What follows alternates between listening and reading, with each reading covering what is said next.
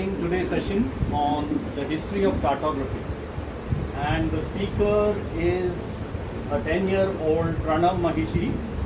And we are breaking another glass ceiling today by getting the youngest speaker probably ever in the history to speak on the history of how maps are made.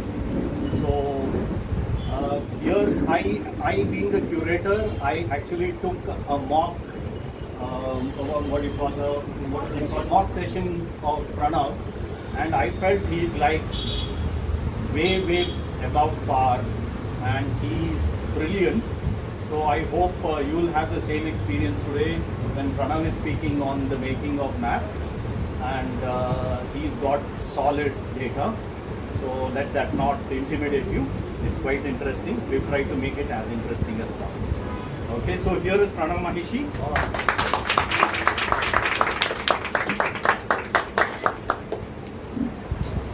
Hello and good evening. Thank you for the nice introduction. So let me start with a story. So this story is about a young 10-year-old named Kalen. Kalen was a very adventurous explorer. He was always curious about exploring the forest and his territory. So Kalen lived in prehistoric times.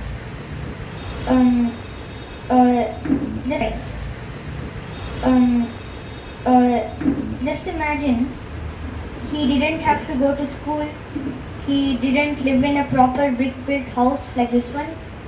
He didn't have supermarkets to go to and buy food and necessities. He had to every day go out into the forest and pluck all the fruits and vegetables, hunt and gather food, come back home, cook it in the fire, and then talk for some time and then sleep. So one day, while venturing out to the forest, Kalen was plucking all the fruits he knew of, but he felt bored. So he went deeper into the forest, and when he reached the center, he saw a huge big tree with colorful fruits, with many colorful, ripe, mouth-watering fruits, which he immediately wanted. So he went up the tree, he plucked all the fruits he wanted, he came down, and he felt a bit tired after climbing and plucking everything. So he sat on a rock to rest, and he started eating 2 or 3 fruits for himself. Next, when Kalen was eating, he was just staring at the rock, and while he was, his eyes fell upon a few cracks, and they seemed to resemble something. It was the river that ran in front of his cave. So Kalen was on the journey back home, and he was thinking all about this. If this crack resembled the river, then where would his house, where would his cave and the forest be in addition to the river? So once Kalen got back home, he went to a wall and he just started to draw the shape of the river and where his cave, where this forest and all would be. So when he did this, he drew a lot of these maps, and a few days later his tribe started to notice that these maps could help them gather necessities from the forest and track all the dangerous zones that would have otherwise been fateful for them. So, why maps? Why? So maps have been used, can be used for navigation and exploration, as educational tools, historical records, cultural heritage, risk assessment, resource allocation, understanding the geography of a land, and many other purposes. So, this is a picture. This talk's name is Picture of a World, because that's what a map is. It is basically a picture or a representation of a known territory. So, with that, let us start today the history. So, what is cartography? Cartography is the art and science of making maps. It comes from the Greek. It comes from the French word carte, which means map, and it comes from the Greek. And the second part comes from the Greek word geography, which means writing. So why I say that it is the art and science is because before, early maps were basically works of art, and they were not they were not completely scientific. So and still now we do use art in cartography. So what am I going to be talking today? So today I will walk you through the flat maps of the earth, and then I will end with the latest data we have of representing our planet. So the first chapter is the flat world, because that's what a map is. It's a flat representation. So now we start with the first era of map making, the classical era. This ranges from prehistory to 1300s CE. So common era. Before they used to call it AD, now it's common era CE. So the first map on our list is the Bedolina petroglyph. It was made around 500 BCE, carved on stone. So this map was found in the Italian Alps, in Val Camonica, in a region called Bedolina, hence the name Bedolina petroglyph. So this map has a unique, has many unique representations. So over here we find these squares with dots in them.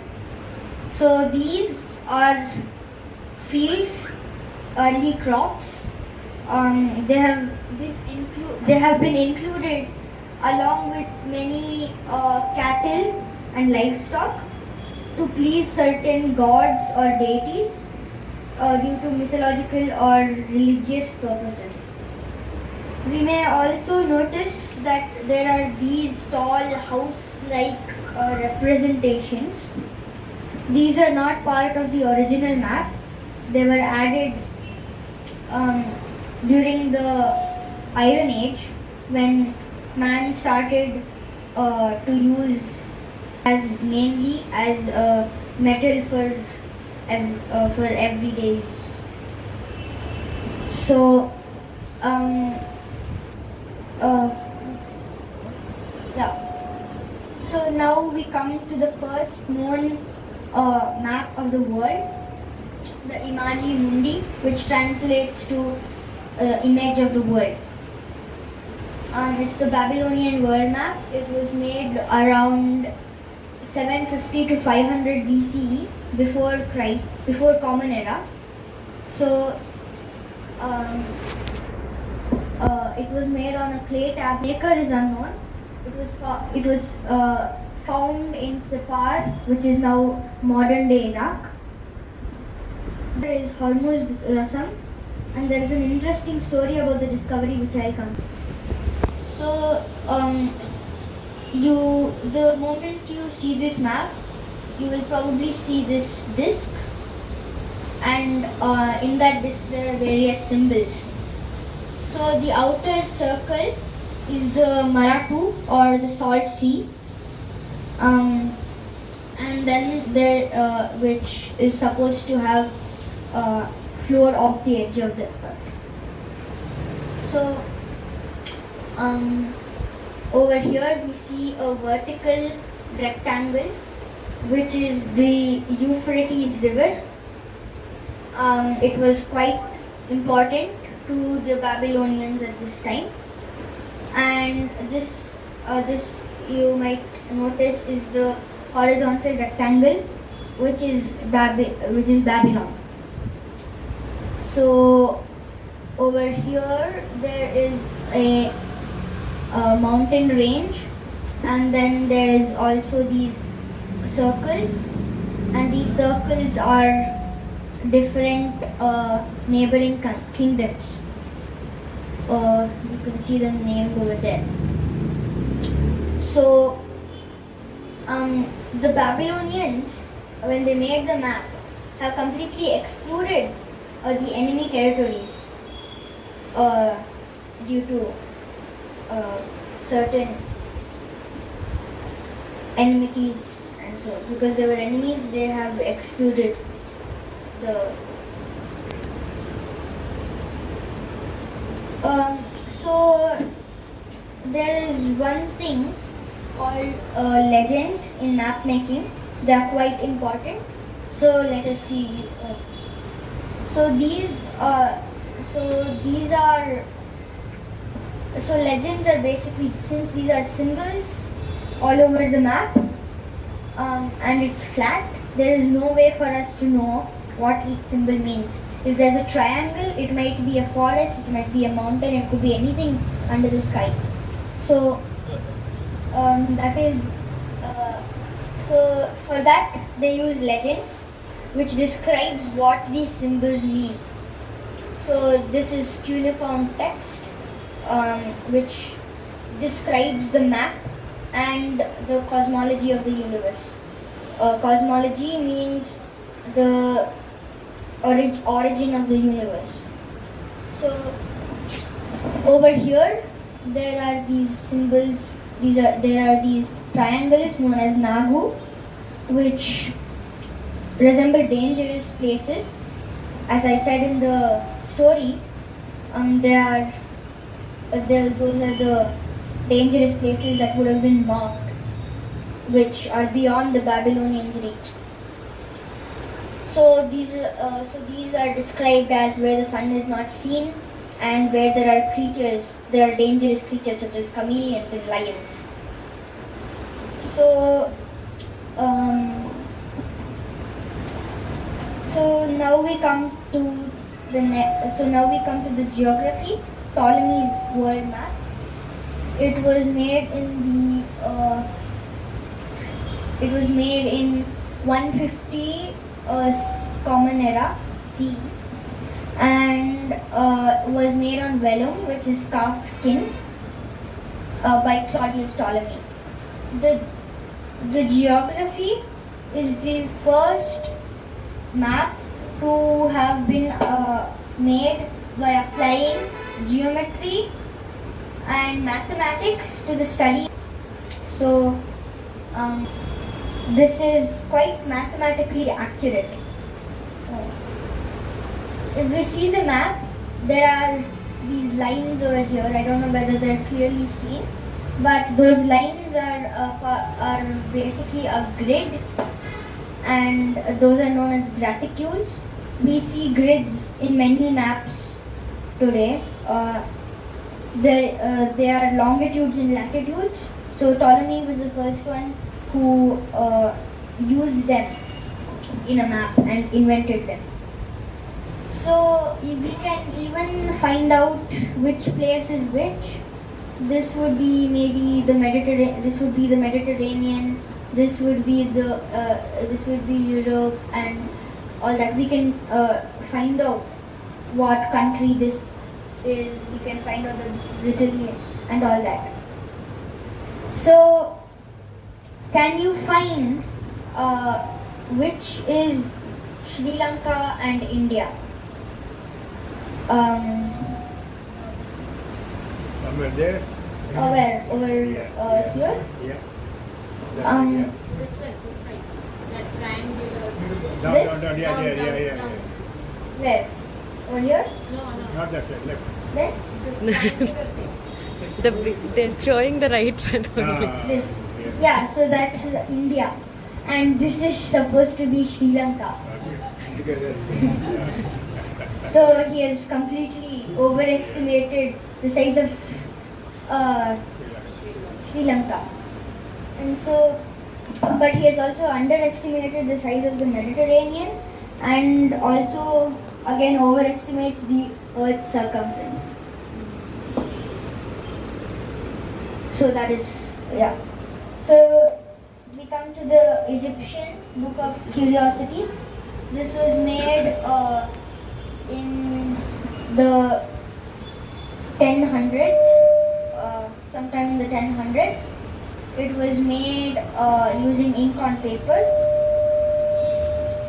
The maker is unknown, and it's an Islamic map which shows south at the top, west at the right, east at the left, and north at the bottom.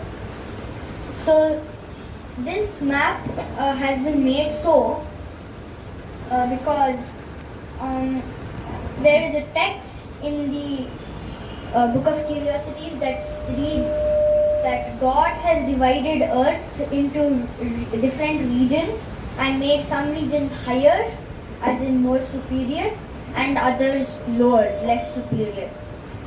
That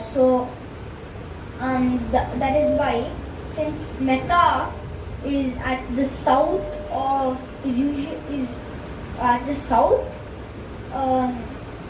and Mecca is a important city to the Muslims.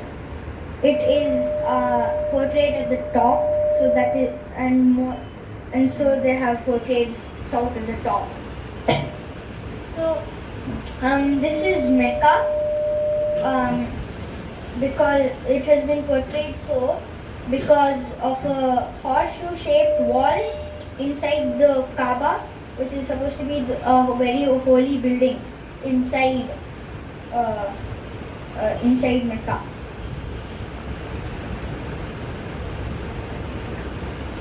So this is a scale, and a scale is basically this side. Oh, okay. Yes. So a scale is basically a way to make a bigger image into a smaller thing. Like there are toy cars.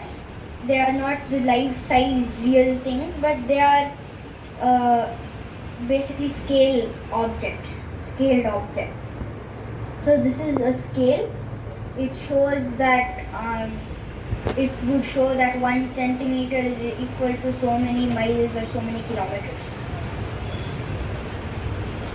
So now we come to the maps of the tracks of U. This is the most famous of all Chinese maps. Its importance is that it portrays the tracks of Yu the Great. So Yu the Great was the mythical creator of the landscape and the controller of floods. So, we can see that there are accurate coastlines. So over here we can see a portion of the map that has been more clearer. So in this we can see that there are coastlines and rivers which are accurate, and this is one of the first maps to have used a grid showing scale. So again, this is scale. So now we come to a medieval map in the 14th century, around the 14th century, made on vellum by Richard of Hardinge. So this map is made on vellum, which is calf skin, and the calf's neck is over here, and this is its spine. So the Hereford Mappa Mundi is a world map, and it is a medieval Christian world map. So over here it shows the earth, the flat circular earth, and it shows Jerusalem somewhere at the center, because Jerusalem is important. So many religious maps had their religion's important place or city at the center. It has nearly 1,100 inscriptions in it. And then in the medieval era, cartography declines in accuracy and making during the Dark Ages. So the Dark Ages even brought a stop to map making for the while. And now in the age of exploration, in the 15th century to the 18th century, Common Era, which the Renaissance marks a new age into map making, bringing it alive again. So now we come to the Camnido map. It was made in around 1402 using ink on paper by Kwan Kun. This is a Korean map of the world, and so this has a bit of underestimation and overestimation in it. Such as Korea, the size has been it's very big compared to China over here.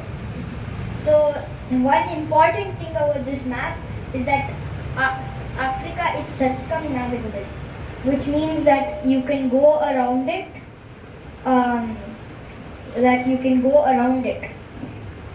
So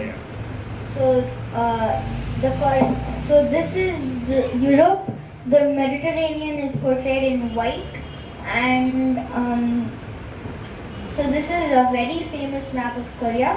Over here there is an inscription which might be the legend or the scale. So now we come to Fra Mauros's world map. It's another Mappa Mundi. So Mappa Mundi is just a name, which means that it's a map of the world. So it's not that it's the same thing. It is a different map with the same name. There might be hundreds of those Mappa Mundis lying in some corner of the world. So the world is represented in circular form. This is again made on vellum. And this is a medieval Christian map. This takes away, this completely rejects Ptolemy's northern orientation, showing south at the top. So here they have made here they have made the cosmos. Over here, these 4 circles. The first one is the cosmos. The second one is the biblical paradise, and this is very important. So this was very important. It had to be portrayed in Christian maps. So then there is the globe, equator, and the tropics portrait. Over here, it is the 4 elements: earth, followed by water, fire, and air. So, Framolo's world map, Jerusalem is not portrayed at the center. South Africa is circumnavigable. So I don't know why the later explorers didn't, like Bartholomew and Columbus, didn't just use these maps. So I don't know. So now we find the nautical chart. This was started in the making.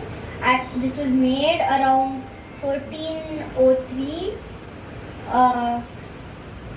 It was published in 1628 because to make this map, the maker Zheng He had to go on 7 voyages, and in the 7th and final one, he died in Calicut due to a disease. So more than 50 sea routes are covered. It was used for navigation in the Mediterranean, and it has accurate coastlines and so on. So now we have the Mercator projection. So it is made in the 16th century on copperplate engraving by Gerardus Mercator. It's a mathematical projection of the world. So what he does is that he takes a round earth such as this, and he draws it onto a flat piece of paper like this. So if you were to take this globe, if you were to take a globe and you were to project it onto a flat piece of paper, what Mercator did was that he calculated that if these lines were calculated in were made flat, he made sure that it would have the same distance. So he took a line, he took a curved line and he flattened it, but the distance was the same thing. It is a work of art due to these italics and embellishments that he added. So maps were works of art in early times. So now we come to modern cartography, 1700s to the present day. Technological development has led to drastic improvement in accuracy. Tools used in cartography have changed, and there are James Cook's voyages in the Pacific Ocean bring in detailed maps of Oceania and various Pacific islands, and he brought along naturalists and scientists to study the nature and the he brought along these scientists to help study the nature and the indigenous people of the places he visited.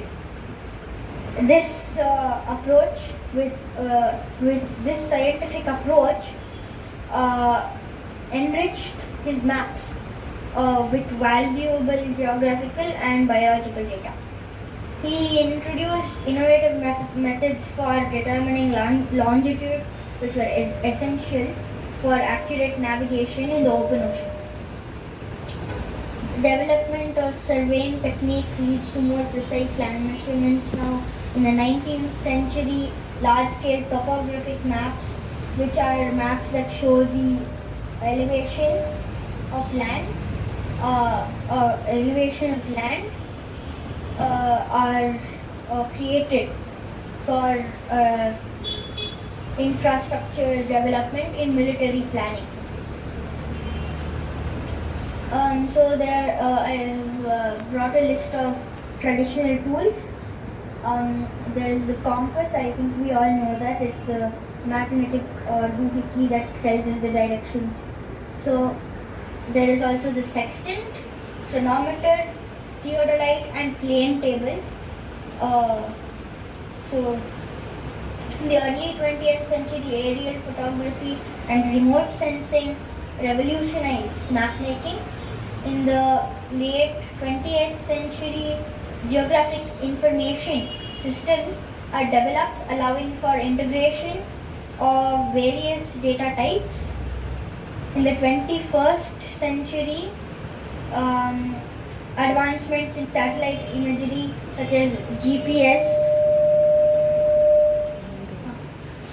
continue to evolutionize mapmaking. So modern technology is there. There is the GIS, there is remote sensing, global positioning systems, GPS, DEMs, and cartographic software. Now we come to chapter 2. It's a very short chapter, so it's coming to the end. It's about globes. So in the 6th century BC, Hecataeus of Miletus creates the earliest known globe. 3rd century BC, Eratosthenes creates a more accurate globe. I think we know how he calculated the Earth's circumference using 2 poles at 2 different places and their shadows. So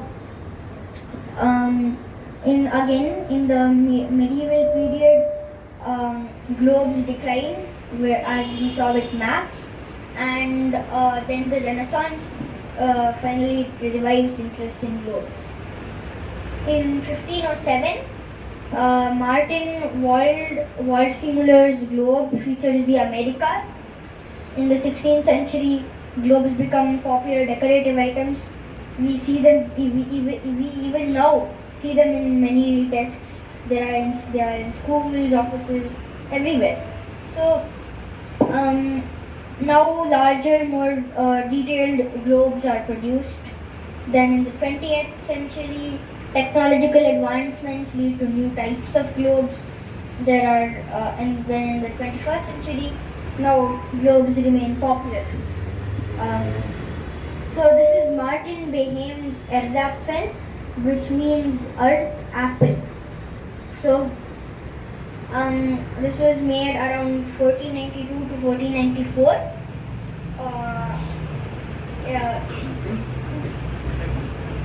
So the Erdapfel was made by Martin Behaim.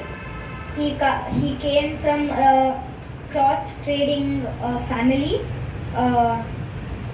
and he was sent to Portugal as a young man to study new trading routes and all. So he was born in Nuremberg, Germany. So in Portugal, he spent much of his time with the sailors and navigators and many other traders to find out more about the navigation. He found a place in the king's court, and he was ordered to make a globe and so he made this pterodactyl. He did it in Nuremberg after he returned. So in 17th century, this is a 17th century globe. It is now present in New Amsterdam History Center. So this is a pocket globe. They become popular decorative items. You can just reach into your pocket, take one, and just spin it. So here it shows different angles which means spin. So this is the Churchill globe. It was, so this is Winston Churchill. This is the maker, A.H. I forgot the guy.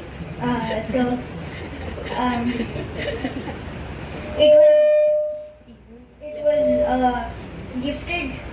So it was gifted by this guy to President Franklin Roosevelt, and an identical globe was gifted to Winston Churchill.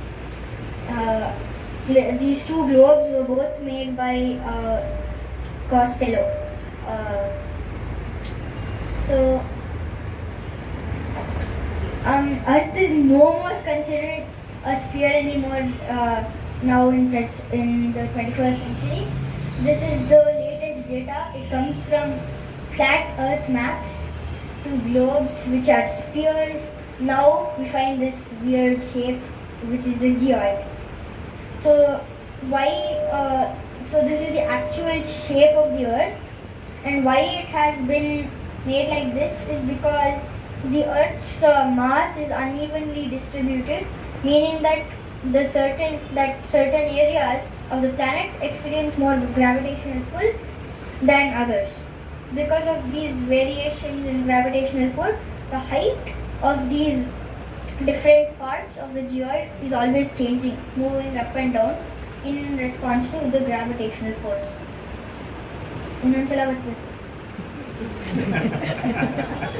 So this is the geoid which is spinning. We can see that there are some areas higher and these areas which are lower. So thank you. This is the end of the talk. Now you are here, and now you can go and explore now that you've learned the history. Thank you.